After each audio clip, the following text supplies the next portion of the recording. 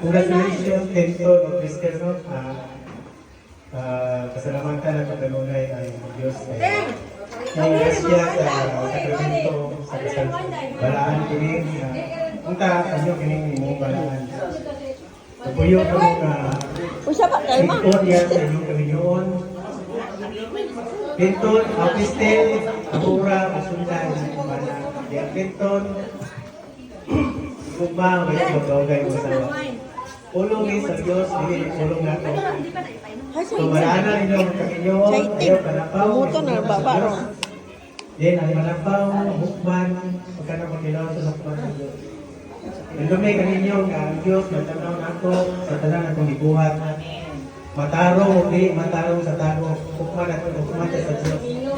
Ang Diyos damay makalagyan nato sa impyerno. Tagukin na dito, nanara to kay sa una, tawar makapog, kasalang.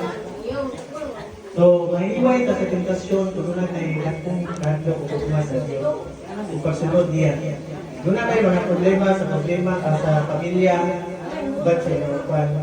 Dahil ko sa Ginoo, kapag ko ang marupungay kita sa sponsor na manuway.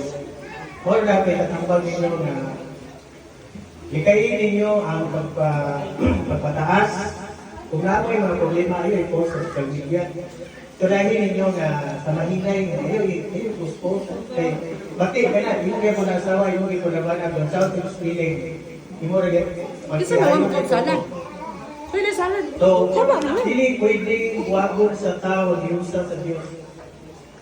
Ang tao na manapaw, hukman sa Diyos. Mawari ka na. Nagtago-tago mo sa manapaw mo, nagbuhat mo kautan. Evangelyo na napakuha. Kung mataro sa kuwan, nakita sa Diyos na ang Diyos omnipresent sa ang Diyos na nasa tanan, masayo ng Diyos sa inyong naunang ng kasi. Ang Diyos ang tama, kamiyan ng inyo ang Diyos sa kanturan ng Diyos. Salamat. Thank you, Father.